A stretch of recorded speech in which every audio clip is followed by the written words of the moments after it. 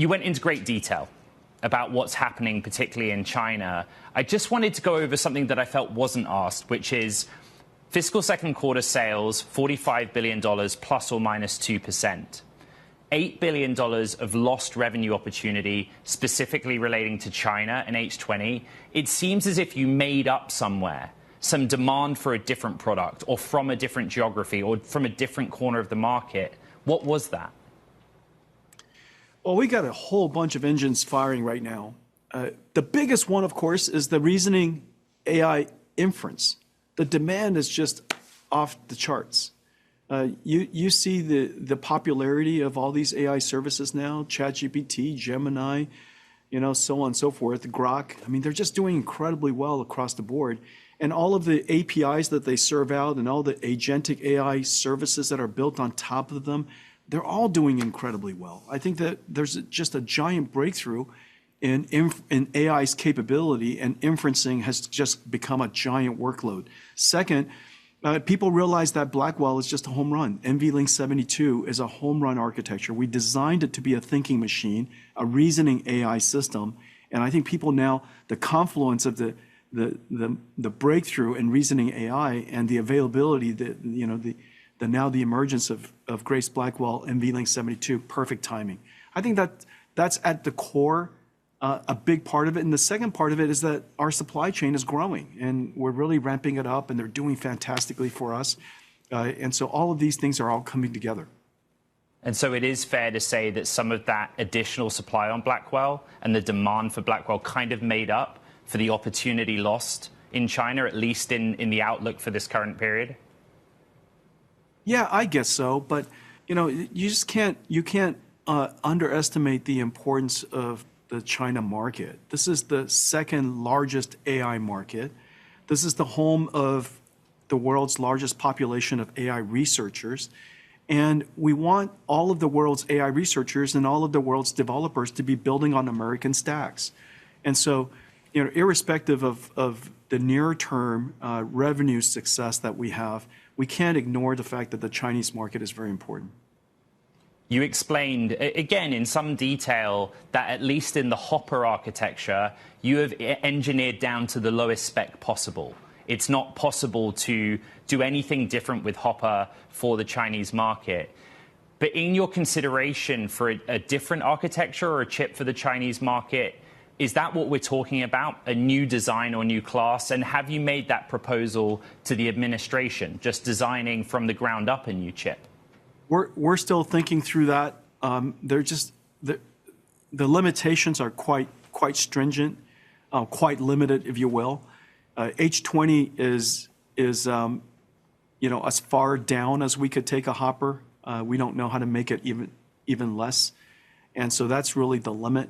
So there aren't main, the limitations are quite stringent. So we have to really think through it.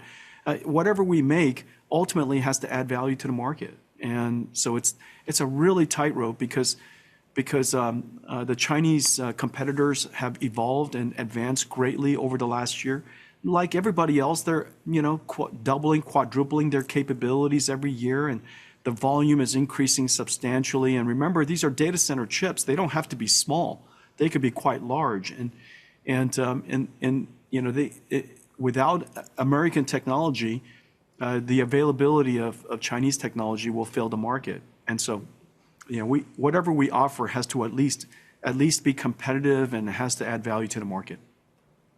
Jensen, does Huawei have an AI accelerator or a GPU that is performant as H20 or is performant of other classes of GPU that you make? Huawei's technology, based on our best understanding at the moment, and we have a lot of ground truth there, is probably comparable to an H200. And so they've been moving quite fast, and they've also offered this new system called Cloud Matrix that scales up to even a larger system than our latest generation Grace Blackwell. And so Huawei, as you know, is a formidable technology company, and they're not sitting still, and they look for ways to compete, and they're quite formidable. With that in mind, you've kind of explained the landscape now, NVIDIA's ability to operate in China. And, I mean, you and I this year alone have already discussed the idea that there are 50% of the world's AI researchers in or from China. But are you having a sense of the vacuum created that those big names, I think about Tencent or Alibaba or Baidu that were buyers of H20, that they've already pivoted and turned to the offering from Huawei because of the policy that is in place? Yeah, they have no choice but to, one of the challenges of the changing regulations is the ability for markets to trust the NVIDIA and ultimately American platforms. And so it's prudent, I think, for the Chinese customers to make sure that they develop their stack on Huawei. And because it's hard to rely on American technology at this point, and so that's one of the unfortunate parts of changing policies. But anyhow, I have every confidence that if able to compete, American companies will compete. This is to write off American technology companies is not smart. This is the home of some of the brightest computer scientists in the world. American companies are incredibly competitive. We just have to have the confidence to go compete. And if we have the confidence to compete, we will win. You said during the earnings call that you trust President Trump and that the president has a vision and a plan. Could I ask if you've talked to him about that plan and if it includes coordinating with NVIDIA on policy adjustment that relates to changes in technology export controls? Well, obviously, I don't know all of his ideas, but let me tell you about two that are incredible.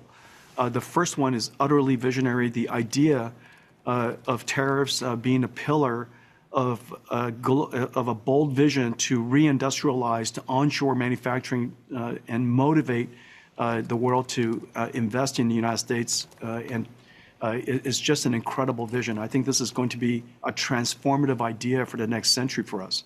We're all in on the idea. We're setting up plants and encouraging our partners from around the world to invest in the United States, and we have a lot of stuff going on, and so I'm very excited about that. The second major idea is to rescind the AI diffusion rule, recognizing that this isn't about limiting American technology, but this is about accelerating American stacks around the world to make sure that before it's too late, that the world builds on American stacks during this extraordinary time, the AI era. And so these two initiatives are completely visionary, and it's going to be transformative for America. Jensen, in the time that you and I have been on air having this conversation, some news has broken from U.S. Secretary of State Rubio, who has said that the U.S. will begin revoking some Chinese student visas. What I wanted to ask you is that with U.S. government limits on foreign student visas, how does that impact a company like NVIDIA? I think about the size, but also composition of your engineering talent here in California and elsewhere in the United States. I believe the administration still feels very strongly about the incredible importance of immigration. Look, I'm an immigrant.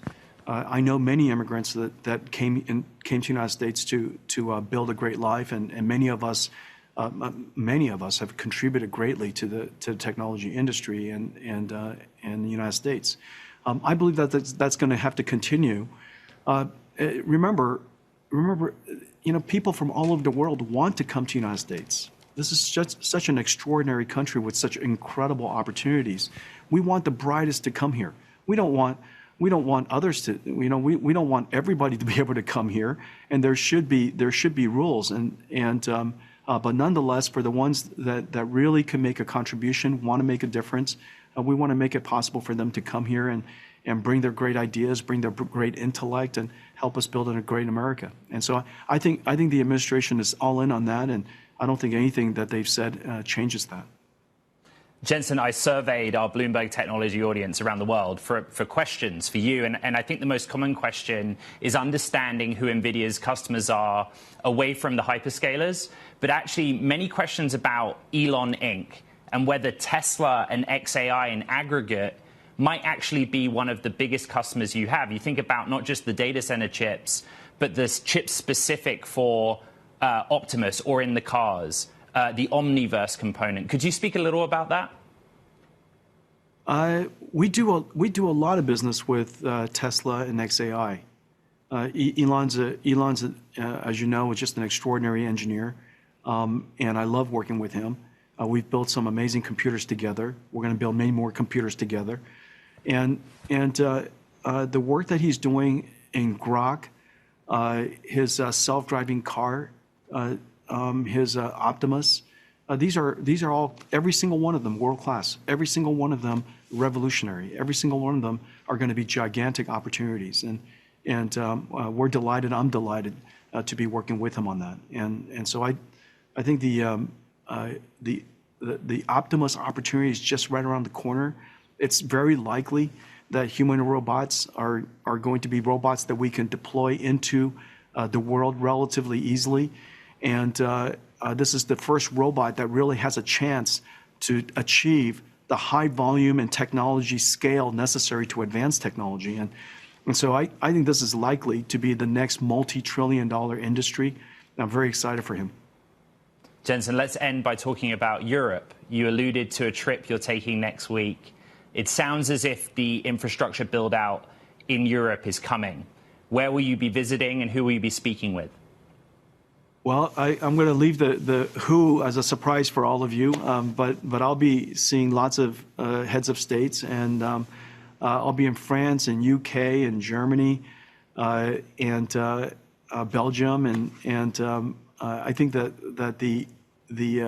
it's very clear now that every country recognizes that artificial intelligence, like electricity, like internet, like communications, is part of a national infrastructure.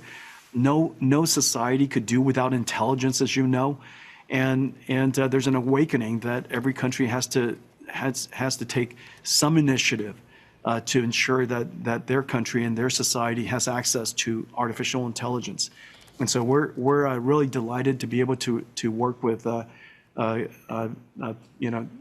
with the European countries to bring AI infrastructure to them and work with them to build AI factories. There's an umpteen number of AI factory projects in discussion and development, and so I'm really excited to make this trip. We're going to be all over Europe.